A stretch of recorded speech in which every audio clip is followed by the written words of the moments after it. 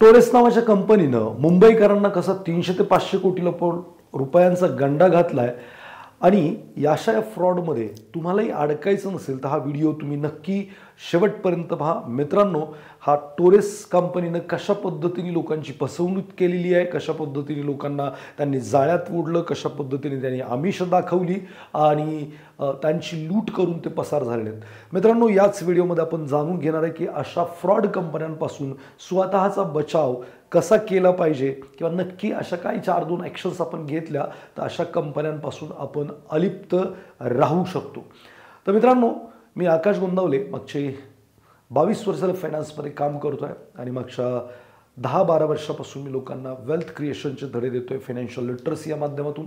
तर आजचा जो आपला टॉपिक आहे तो म्हणजे पुन्हा एकदा एक पॉन्जी स्कीम, ज्याच्या माध्यमातून गोरगरीब जनतेने स्वतःनी स्वकष्टाने मिळवलेले पैसे पुन्हा एकदा घालवलेत आणि हे वारंवार घोटाळे घडून सुद्धा आपण काय शिकतोय त्यातून आणि कोणत्या दिशेने चाललोय हे काही कळत नाही.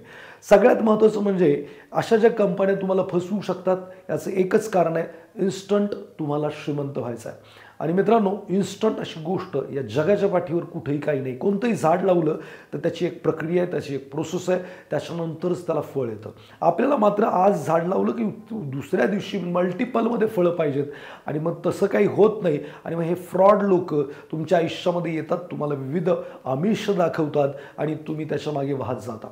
सगळ्यात महत्त्वाची गोष्ट तर मी तुम्हाला हे सांगेल की अशा लोकांच्या नादी लागायचं नाही आहे, ते कसं त्याच्यावरती बोलणार आहे. पण बिफोर दॅट या टोरेसवाल्यांनी केलं काय? तर टोरेस नावाची जी कंपनी होती याचे फॉरेन काही 2 पार्टनर, इंडियन एक पार्टनर आणि कोणीतरी 2 CN यांनी पकडलं आणि त्यांना CIO किंवा CEO बनवून त्यांनी कामकाजाची सुरुवात मुंबईमधून केली आणि बरेचसे त्यांनी फ्रँचायझी वगैरे केले. तर त्यांची सिस्टम अशी होती की तुम्ही काय करायचं तर तुम्ही कोणाला तरी सेमिनारला बोलवायचं. एकदा का तो सेमिनारला माणूस आला की त्याला 2000 रुपयाचं वाउचर द्यायचे लोक. 2000 रुपयाचं वाउचर मिळणार आणि हे 2000 रुपये वाउचर तुम्ही टोरेसच्या शोरूममध्ये घेऊन गेलात तर 2000 पर्यंतची कोणतीही गोष्ट तुम्हाला फ्रीमध्ये मिळायची, कुठलेही पैसे द्यायचे नाहीत किंवा काही खरेदी केल्यावर 2000ची सूट असा काही प्रकार नव्हता. तर ते तुम्हाला मिळणार. मग 2000 रुपयाचं काहीतरी मिळणार. मग जाऊ दे ना मरू दे, 2 तासाच्या सेमिनारला जाऊन बसलो तो प्रॉब्लेम काय, अशा पद्धतीचा विचार साधारणपणे माणसाच्या डोक्यात येतो.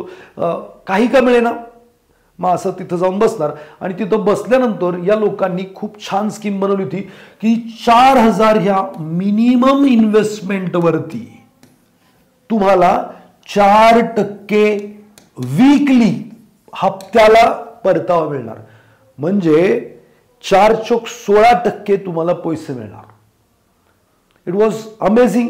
4% मिळत आहेत आणि 4000 रुपयांमध्येच आहे आणि 2000 रुपयाचं वाउचरच आपल्याला परत मिळालेलं आहे. आता जर 4 गुंतवले तर 4% आपल्याला वीकली मिळणार आहेत.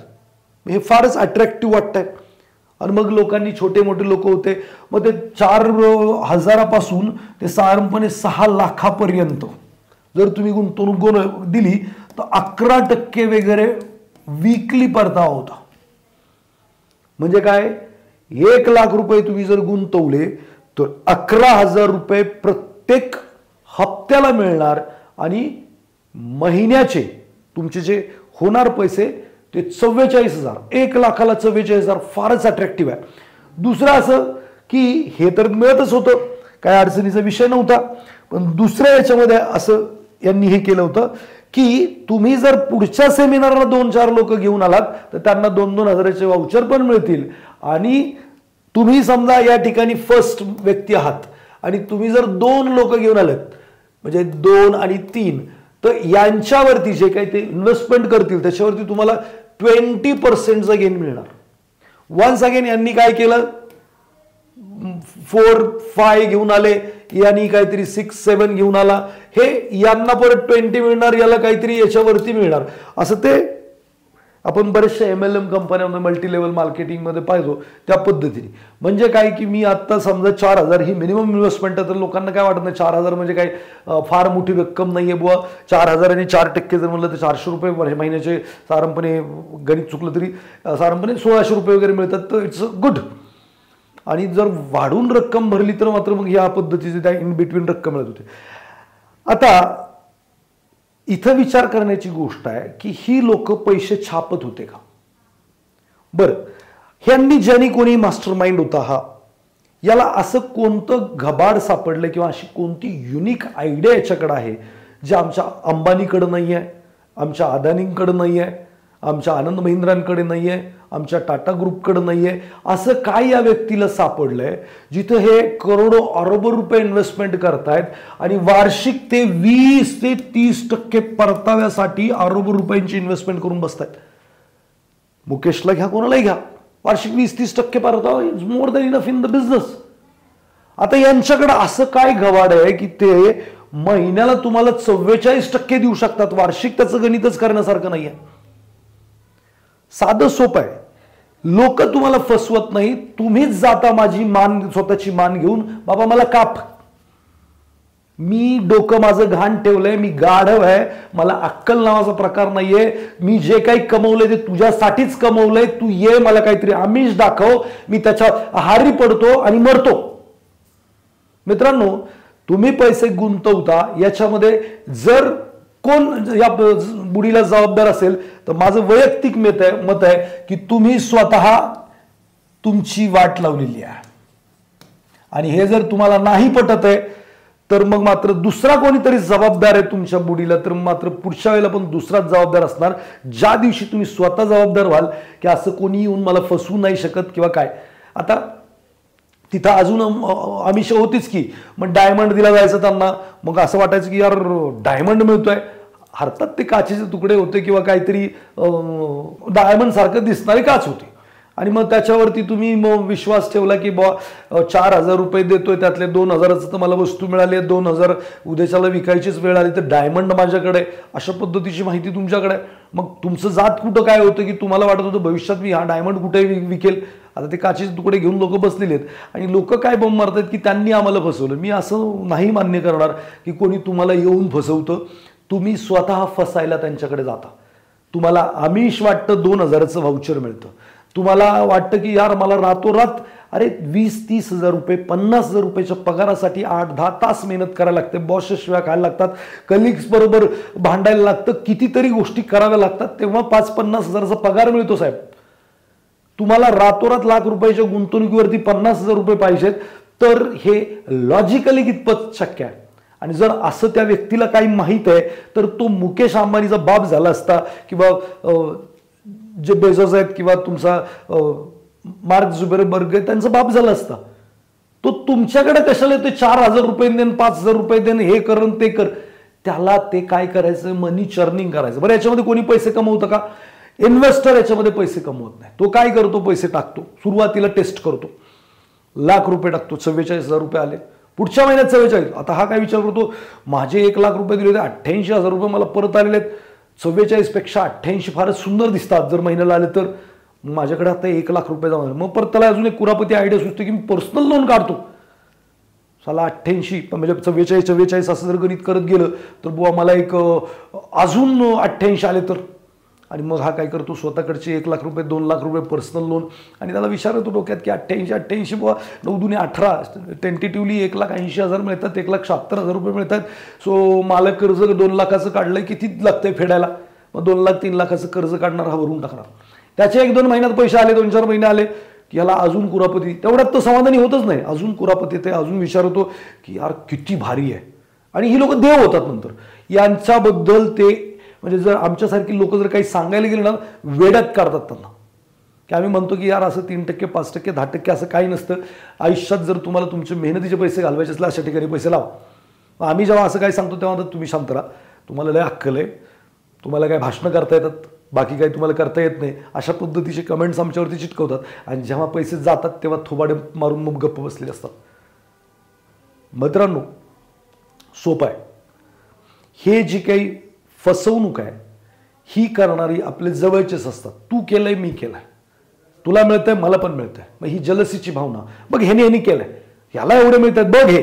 तुमचा तो जवळचा मित्र असतो, नातेवाईक असतो, हीच लोक येतात, यांच्याच माध्यमातून आपण फसले जातो. मित्रांनो, जर 3%, 5%, 10% तुम्हाला कोण म्हणत असेल, तुमची बायको म्हणत असेल तिच्यापासून डिवोर्स घ्या, नवरा म्हणत असेल त्याला आजच सोडून द्या. बाकीच्यांचा विषय सोडून द्या, कारण काय ही लोक उद्देशाला अडचणीत येणार आहेत आणि ही अडचणीत आली तरी तुम्हाला घेऊन अडचणीत येणार आहेत.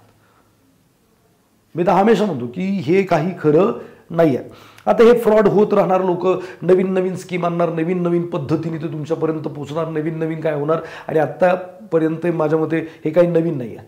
माझं कुठेतरी वाचनात आता आलं होतं की ROCकडे, रजिस्टर ऑफ कंपनीकडे 76,000 कंपन्या समथिंग रजिस्टर होत्या, ज्या 3%, 5%, 10% रिटर्न देतात. त्याच्यातल्या ज्यावेळी ते वाचनात आलं त्यावेळी त्यांनी आय थिंक 642, 645 कंपन्या चालू आहेत. त्या पण नवीन आहेत का जुन्या मला माहीत नाही, पण सांगायचा उद्देश असा आहे की त्या सगळ्या कंपन्या बंद पडल्या. यथाअवकाश त्या बंदच पडतात. मग जर त्या बंदच पडतायत, रोज आपण स्कॅम वाचतोय, पेपरला वाचतोय, इकडं वाचतोय, तिकडं वाचतोय, आणि हे जे काही स्कॅम होतात आणि त्याच्यानंतर जेव्हा एन्क्वायरी होते किंवा काय होतं तेव्हा जवळच्या माणसाला पैसे मिळत असतात. जवळचा भाऊ असतो, तात्या असतो, मामा असतो, काका असतो, मित्र असतो, आणि मग यांना पैसे मिळत असतात. आणि ही लोक त्यांचे ते स्टेटमेंट्स वगैरे दाखवतात आणि ते बघून आपण म्हणतो तुला मिळतंय, आणि आपलं दुःख काय, त्याला मिळतंय आणि मला मिळत नाही. मग आपण पैसे लावायला जातो, किंवा तो एवढाच विश्वासाने सांगतो की नाही यार हे बेस्टच आहे. परत अजून हे अशी पण बुडलं तर आत्ता लगेच बुडणार नाही, अजून 6 महिने तर 6 महिने चाललं, आपले तर 3च महिन्यात पैसे वसूल होत आहेत. आपल्याला 6 महिने बोनस आहे, परत तिकडे लावायचे नाहीत, परत डोकं लावायचं नाही. 3 महिने झाल्यानंतर पैसे मिळत असतात, योग्य मिळत असतात. मग हे बाहेरनं विचार करते अजून 3 महिने जर चाललं, 6 महिने, तर मी हे आता आलेले लावले तर मला वाटतं एवढे माझे बनतील. आणि अशा ट्रॅपमध्ये अडकत जातो माणूस. लावलेले पैसे पण घालवतो, कमवलेले पैसे पण घालवतो, आणि अजून कर्ज काढलेले पैसे पण घालवतो. सो प्लीज, या जगात कुठंही इन्स्टंट मनी नाही आहे, इन्स्टंट काहीच नाही आहे. प्रत्येक गोष्टीला एक प्रोसेस आहे, ती प्रोसेस फॉलो केली की तुम्हाला पैसे मिळतात. सो हे टोरेस असेल, अजून काहीतरी येईल, त्यांचं काय स्कीम होती काय नव्हती वेगवेगळ्या येतील, ह्या सेमच येतील असं काही नाही आहे. तो MLMच्या माध्यमातून तुम्हाला जर तुम्ही काही जोडलं तर अजून काहीतरी मिळणार, 20% मिळणार, 30% मिळणार, अजून महिन्याला एवढे मिळणार. आणि मग आपण म्हणतोय चला ठीक आहे ना, 4 लोकांना सांगितलं त्यांचं पण भलं झालं तर झालं, माझं तर होतच आहे. पण ह्याच्यात तुम्ही पण अडकत जाणार, ती लोक तुम्हाला उद्देशाला घरी मारायला येणार. प्लीज, तुम्ही अडकलाय तर लोकांना अडकू नका. आणि लोक तरी पण माती खात असतील तर त्याला कोणीही काही करू शकत नाही. मी कुठेतरी अडकलोय, मी कुठेतरी पैसे लावलेत, हे ऐकून तुम्ही कुठेतरी पैसे लावण्यात काय अर्थ नाही आहे. सो त्याची शहानिशा करणं पण गरजेचं आहे. सोपं हे असल्या कंपन्या येतील सगळं काय होईल.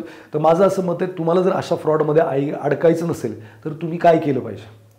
पहिलं तर जे मनी चर्निंग स्कीम आहेत, मनी पैसे द्यायचे तर पैसे मिळणार आहेत, फक्त पैसे द्यायचे पैसे मिळणार. कोणत्या प्रकारचं वस्तू नाही आहे तिथं, किंवा त्या मूल्याची वस्तू नाही आहे, म्हणजे ती वस्तूची किंमत 500 रुपये आणि 5,000 रुपये तिच्यासाठी द्यायला लागत असेल, अशा ठिकाणी अडकायचं नाही.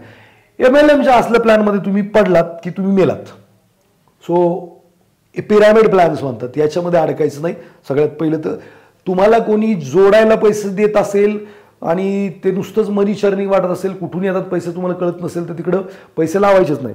पहिली गोष्ट जर तुम्ही फॉलो केली, ती पहिली आणि शेवटची काय गोष्ट, एकच गोष्ट फॉलो करायची, तुम्ही कुणाच्याही खात्यावरती पैसे द्यायचे नाहीत.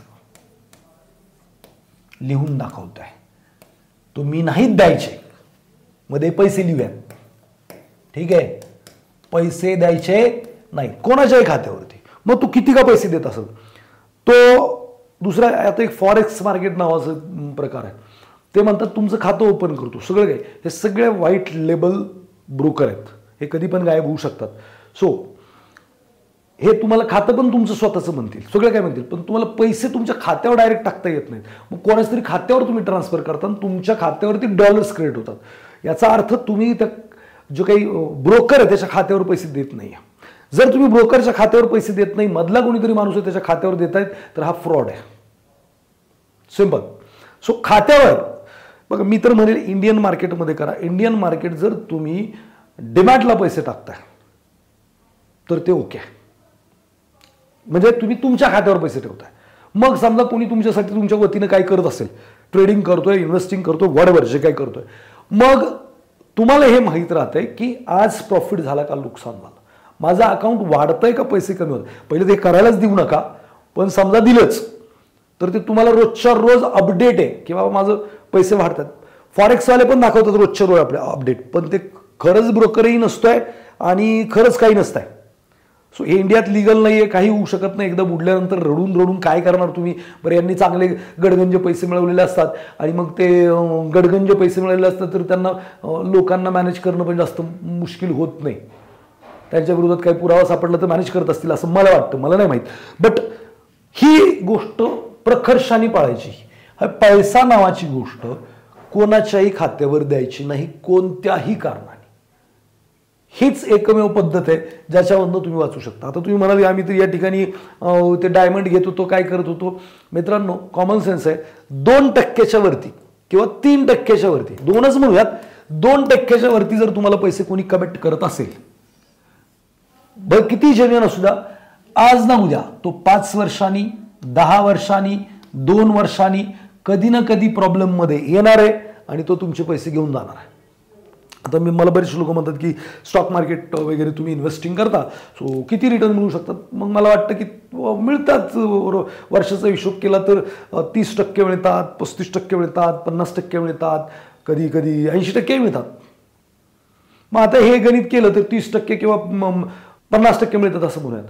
तर 30% किंवा 50% म्हणजे 30% म्हणजे 2.5% महिना, 50% म्हणजे 4% महिना. गणित केलं तर मग जो कोणी समजा एखादा लईच महान आहे, व्यवस्थित करतोय सगळं, तर त्यांनी कमिटमेंट केली 2% महिन्याला मी पैसे देतो, मी तर 4% महिने वर्षाला 48% कमवतोय, म्हणजे 4% महिन्याला कमवतोय. मग ह्यांनी 2% द्यायला सुरुवात केली. अचानक काही डोनाल्ड ट्रम्प निवडून येतात, काहीतरी निर्णय घेण्याच्या विचारात असतात आणि मार्केट ढाप करणं खाली येतं. आता हे 2% ज्याला ते पैसे द्यायचे होते, सगळे दिवस मार्केट सारखं नसतंय ना. मग त्याला प्रिन्सिपलला डेंट द्यावा लागतो या 2%चा. पहिले तर मार्केटच खाली, समजा त्याचं 10 कोटीचा पोर्टफोलिओ आहे उदाहरणार्थ, आणि 10 कोटीला तो 2% देतोय. मग 10 कोटीला 2% म्हणजे महिना समजा 20 लाख रुपये देतोय. मॅथमॅटिक बरोबर असेल, चूक असेल बघून घ्या, चूक पण शकतं म्हणून म्हटलं. 10 कोटीला 20 लाख रुपये देतोय. मग आता मार्केट खाली आलं समजा 10%, म्हणजे इथं राहिले 9 करोड. आता प्रॉफिट हा बनवत नाहीये, इन्व्हेस्टिंग करतोय, पण या 9 मधनं 20 लाख रुपये त्याला देणं कंपल्सरी आहे महिन्याला. मग हात मार्केटने तर डेंट दिला 10%चा, हे 20 लाखाचा डेंट चालू आहे.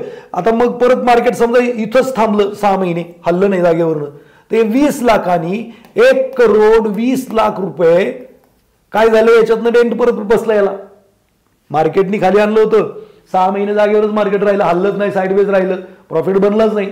उदाहरण देतोय. तर काय होणार, इथलं प्रिन्सिपल वाईप होणार. आणि प्रिन्सिपल वाईप झालं की काय होणार, आज ना उद्या तो प्रॉब्लेम मध्ये येणार. किती जेन्युइन असू द्या, कदाचित इथं पैसे नसते काढले आणि परत मार्केट त्यांनी इन्व्हेस्टमेंट चांगलीच केलेली होती, वरती गेलं असतं तर पैसे बनलेही असते. पण अशा लोकांच्या नादीच लागू नका जे त्यांच्या खात्यावर पैसे घेत आहेत किंवा तुमच्यासाठी काय करतायत. मित्रांनो, माझं सोपं मत येतं की तुम्ही शिका, तुम्ही स्वतः बघा काय आहे दुनियादारी आहे. 2%च्या वरती जो कमिटमेंट करतोय, गॅरंटेड काय पण असेल तर तो फ्रॉड समजावा. आणि जर एखाद्याला असे जेन्युअनली पैसे मिळत असतील तर त्याचं ते नशीब म्हणा, त्याचं ते भाग्य म्हणा, तुम्ही त्याच्या नादी लागू नका. त्याला मिळते म्हणून मला का नाही मिळत, तुम्ही ते शिकण्याचा प्रयत्न करा. मला वाटतं फक्त ही एकमेव गोष्ट तुम्हाला वाचू शकते. अशा फ्रॉड्सकडून कुणाच्या खात्यावरती पैसे देऊ नका आणि जे लिगल नाही भारतामध्ये त्याचा नाद करू नका. जर तुम्ही हे केलं तर हे टोरेससारख्या कंपन्या तुम्हाला फसवणार नाहीत आणि तुम्ही बेटर वेनी एक फायनान्शियल स्टेबिलिटीकडे जाऊ शकाल. बघा, याच्यात काही सेन्स नाही की हातातलं घालवायचं आणि त्याच्या मागं पळायचं. आज कितीही तुम्ही पोलीस करा, कोर्ट कचेरी करा, तुम्हालाच डेंट येतो. तुमचेच कोर्टात पैसे खर्च होतात, नोटीस पाठवायला खर्च होतात, अजून कशाला खर्च होतात आणि हाती मात्र काहीच लागत नाही. हातातलं पहिलं गेलेलं असतं, नंतर मनस्ताप झालेला असतो, वरून ते कोर्ट कचेरी, भरपूर साऱ्या भानगडी. आणि याच्यात काय होतं, कोणाला तुमची काही दया येत नाहीये. पोलीस पण म्हणतात, नालायका तुला कळत नव्हतं का, किती पगार आहे तुला, 50,000 रुपये, किती तास काम करतो, 12 तास, मग तुला हे 50,000 रुपये महिन्याला मिळत होते, 1 लाखाच्या बदल्यात तुला अक्कल नव्हती का, शेण खात होता का, काय दया मला दाखवणार. बरी फ्रॉड केस आहे, कोणाचं मर्डर झालेलं नाही आहे, सो काय एवढी यंत्रणा पण स्ट्रॉंगली काही करू शकत नाही.